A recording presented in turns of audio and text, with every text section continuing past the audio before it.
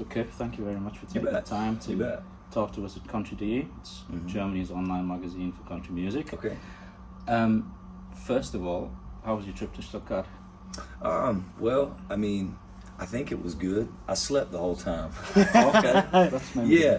No, and I went up and roamed around today, got a little coffee, and everyone's been so kind here in Germany. And you know, so this is my first time here. I've done Cologne and I've done Hamburg, so I've had a very pleasant time so far. Okay, great. Yeah. What's been your favorite night so far? I mean, you've Don't do that to me. Don't do that. Okay. You know, it's different. You know, like Stockholm night 2 was just so much electricity in the room that it was the wildest, unequivocally the wildest show of this tour so far. The most immediate reaction from the fans. So when you're dealing with a live band like us, we're actually live in an era where not a lot of bands are actually live. There's a lot of computer things happening where we're a living and breathing live band, so a crowd has the potential to take us to a different height. And we can bust through that ceiling some nights. And we definitely did in Stockholm, night 2. Last night in Germany was way more docile than Stockholm, but it was special in a sense of you don't always need a crowd to be so wild. That's great. We love it when it's that way. Yeah. But I could tell how intentional the crowd was last night and how present they were. They were so locked in with us. Yeah. And so I can read that. And so that's just as special as having a really wild crowd. Okay. Yeah. Great. Thanks. So your latest album, Solitary Tracks, I think it's your 6th studio album, is that right? Came out the end of February, and you've immediately come on your world tour. How have the fans been receiving the new songs? Well, I mean, for us, it feels like this has been the most electricity in a room since the Wild Ones record. This record is garnering the same type of reaction that record did. There's a very visceral reaction with the crowds. So yeah, I mean, so far it's been amazing. Canada and here in Europe so far has been more than we could have anticipated. Okay, great. And have you found any live favorites yet? Ones that you really like to play? I love playing solitary tracks, High Hopes. And, you know, I've been switching it up. Like the first 2 nights I did Rivers Don't Run, I did Straight Line Boots, and then last night I did Pretty Horses, Live Inside. Tonight I might do Half Full Cup. I'm just kind of interspersing different songs throughout the tour. So it kind of varies from night to night too, how I'm feeling personally for that night. Some nights I'm in a little more of a reflective mindset, and some nights I'm just full of charge, and so I'm gonna play Lipstick, I'm gonna play different. So certain nights I want to play Guitar Man. It kind of depends on what headspace I'm in. When do you decide it? Right before the show? During too. Okay. I'm changing. Like I didn't plan on playing Guitar Man last night till the very end. Yeah. You know, so my mindset's changing from minute to minute. You know, I never know really. I have a tentative set list, but it changes throughout the night. Okay. Because I'm not strapped to a computer, so I can change as the night goes. Yeah. And do you and your band, the Slow Arts, have any pre-gig rituals that you do just before you go on stage?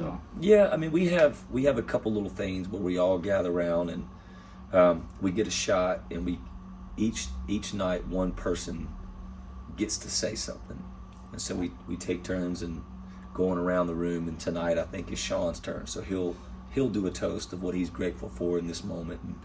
And we're usually back here jamming. You know, we're usually back here playing music, playing records, and just kind of getting in that mindset, getting ready to play. Okay, that's cool. Yeah. Talking about the title track, solitary tracks, you already mentioned it. It talks about being a lone wolf, and wolves are usually pack animals. Sometimes one breaks away from the pack, and it's something that maybe people can identify with. Then you start talking about a couple lone wolves, and that sounds a little bit like a contradiction. How did that come about, and what was the thinking behind it? Yeah, I think it's just sorry, I got distracted for a second. It's just, I think in an age where everything seems to be everyone seems to be running in packs now in all the countries. It's very tribal, and it's very, you're either here or you're here. Yeah. And it's and I've never been about running with the crowd. When all the crowd's going one way, I'm usually going to go the other, because I'm usually like, I know that I'm different than they are. So I think it's just about meeting a soulful like counterpart that's also that way, because there's not a lot of us, I feel like. And so it's about recognizing that, and then also knowing that that person's going to remain that way, and maybe I'll catch you back around the bend. So that's where my mindset was. And I initially was just writing that song about myself. Yep. And I initially was, I'm just a lone wolf, you know, making solitary tracks. And then when my buddy Dan, because I'd already written a lot of that chorus and some of the verse, and then my buddy Dan said, you know, Indiana girl with an Idaho heart. I thought that line was so special that's when I incorporated another person, and then we started writing around that. Okay. And that happens sometimes. You know, you even take like a lot of times you're writing backwards. You take "Forever Is a Lie." I wrote the line about, what is that? Oh gosh.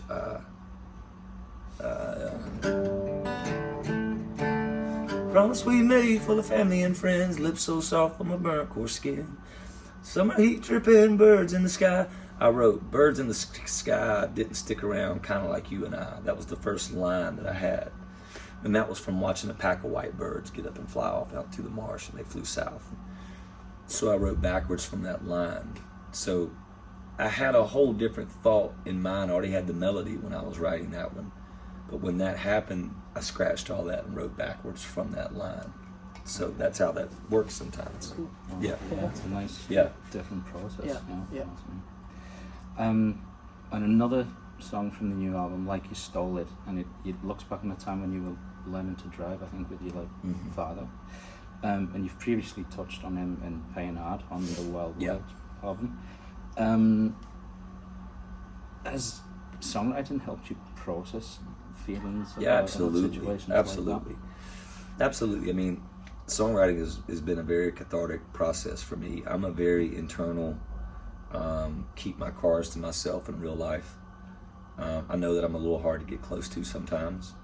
I'm much more expressive and open when I write. And so it helps me to kind of unpack the baggage, to look at it, to look at the wreckage, to look at what I need to make peace with, what I need to ask forgiveness for, what I need to forgive other people for. And it doesn't always do the trick, but it helps me in the moment, and it helps me at least process how I'm feeling. Okay. Yeah. Thank you so much. No, a completely different topic. We've noticed in the last couple of years that you have completely exploded in South Africa. Yeah. And you're playing in big rugby stadiums, there's some of the biggest in the country. How has that come about, and do you think it's something that could happen elsewhere, like possibly in Germany? I mean, it's happening. I mean, I'm doing full-fledged arenas now in Australia, you know, and it's not like I'm having lots of commercial success there. You know, it's every time I come here, it gets bigger and bigger from word of mouth. South Africa was a little different thing from a guy named Wimpy that runs one of the biggest stations in South Africa, and he found the Wild Ones record, fell in love with a song called Heart's Desire on that record, which I always thought was a big hit. it was almost the radio single, the first radio single from that record when that came out in the States. But my label was a little scared of it because it didn't sound like anything on country radio, and that's why I was like, that's the exact reason you need to play the damn song.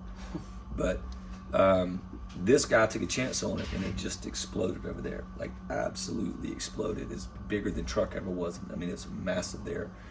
So then that trickled over into Australia and all these other markets, and it blew up there too. And then he started spinning, you know, The Bull and all these other songs that the fan base actually knows me for, whereas the States was spinning songs that the fan base didn't actually know me for. So it was interesting because that's, you know, he played The Bull, you know, Heart's Desire, She's Mine was a massive hit over there. If I Was Your Lover was huge. So then all of a sudden in this 2-year span, I had all these songs that were commercially getting played and rocking up the charts. And by the time I got there, it was a full-fledged, massive fan base. Beautiful kind of organic. Yeah. Fantastic. So moving on to your musical influences, you've got a very extensive, eclectic catalogue. There's hardly 2 songs of yours sound the same. That's something that really strikes you with your music.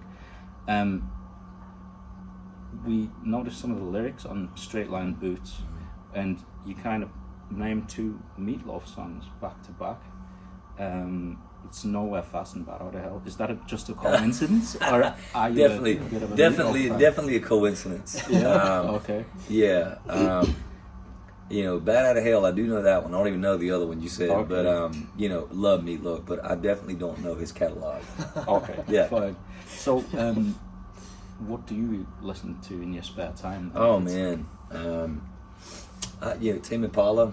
I still listen to Pearl Jam records. I listen to Nathaniel Rateliff. I listen. I've been on a massive Tina Turner kick lately. That's awesome. A lot of Tom Petty still to this day. I still listen to Kings of Leon records. I listen to Tribe Called Quest. I mean, I listen to. It's a pretty eclectic mix of stuff that I listen to. I've been vibing into a whole lot of Pink Floyd, which I never knew their catalog. A lot of Radiohead. I'm kind of all over the map, and then I'll be listening to Redheaded Stranger record from Willie Nelson the next minute. So I'm all over the place. Okay, so very wide range, and yes, not just country, of course, and that really comes through in your music. Okay, so another different subject. We know that you like to keep in shape, and in the past you've posted content with some like the best CrossFitters in the world, like Mat Fraser, Toomey. How did you get to know them? How did that come about? Well, I mean, Matt had been listening to the music for a while, and we had kind of, you know, I saw he had like a bull tattoo and had some of the lyrics and stuff, and through the years I'd be like, you know, we would message back and forth, but we never met. And when everything happened with COVID, he just reached out and said, me and my training partner want to come train at your lodge in Kentucky. You know, is it shut down? And I said, yeah, but come on down and bring your gear and you're good to go. And they trained for the games there, and they ended up both going and winning the games. And that's how they stayed there for a month, and we all just became super close during that time. And I would train with those guys for an hour, 2 hours or so, then I would go climb, and then they just keep training. So you played a part in them becoming the best? Yes, I did everything. I was the reason they won those games. Yeah. They're freaks. They're absolute freaks of nature. It's crazy what those guys can do. Okay, Kai, do you want to? To finish up everything, we'd like to play a little game. Okay. It's called This or That. Okay. 10 very short questions. Okay. And give quick answers. Feel free to tell us more. First one is Coors or Bud Light? Probably Coors. All right. Yeah. Cool. Yeah, if I had to pick one, I'd grab the Coors. All right. Beach or mountains? I think they're both shitty, but I'd probably pick the Coors. Yeah. Okay, which is your favorite? I'm kidding. You know, I got a dear friend that's with Bud. I should say I love Bud. I wasn't even thinking about that next time, but both. But yeah, I'm an easy drinker, man. I'll drink anything you put in front of me. So what was the next one? Just cold. Yeah, just cold. Right. I'm good. Next one is beach or mountains? Ooh, man, that is tough because I'm a fanatic for both. But I mean, if I had to pick, I love surfing so much. So I gotta say the beach. Yeah, that's what we thought too. Yeah. All right. Electric guitar or acoustic guitar? I mean, I'm playing electric probably 75-80% of the time I'm on stage, but I'd probably say acoustic because if I was stranded somewhere, the electric would be useless. Yeah. So acoustic always works. Yeah. Will we see you on an acoustic tour in the future? Yes, absolutely. We've already been talking about it. Okay. It's in the works for 26. All right. Just in the U.S. or even Europe or? Possibly just the Okay. US. Yeah. Okay. Yeah, no Yeah. worries. There are flights going. That's Yeah. fine. All right. Stadium show or club show? Depends. It all the people. There's a major misconception with that. I've been able to play shows in front of 30,000 people and make it feel like a club. Yeah. And I've played a club that felt like they were a million miles away. You never know what you're gonna get, and it's all about the fans. All right. Truly, Yeah. like that's not a pandering cliche message. It's truly when you're dealing with a band like us, Yeah. it's all about what they give back to Yeah. us. Yeah. That's all we care about. Awesome. All right. Next one is tour bus or hotel? Tour bus.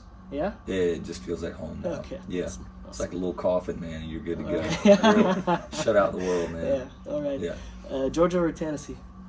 Georgia. Georgia. Yeah. All right. F-150 or Bronco? F-150. Good choice. Seeger or Springsteen? Tough one. Man, if we're just talking a voice to sing in my ear, Seeger. Yeah. If we're talking about the catalog, Springsteen. All right. Guitar man or guitar slinger? Guitar man. Coming back to Germany next year or in 2 years? Man, already, huh? No, be careful. That's the test. Probably two. All Probably right. two. All right. Probably two. There's Yeah. a chance, though. There's always a chance. Yeah. Yeah. All right, you passed. Yeah. Yeah. Yeah, always a Thanks chance, so man. much.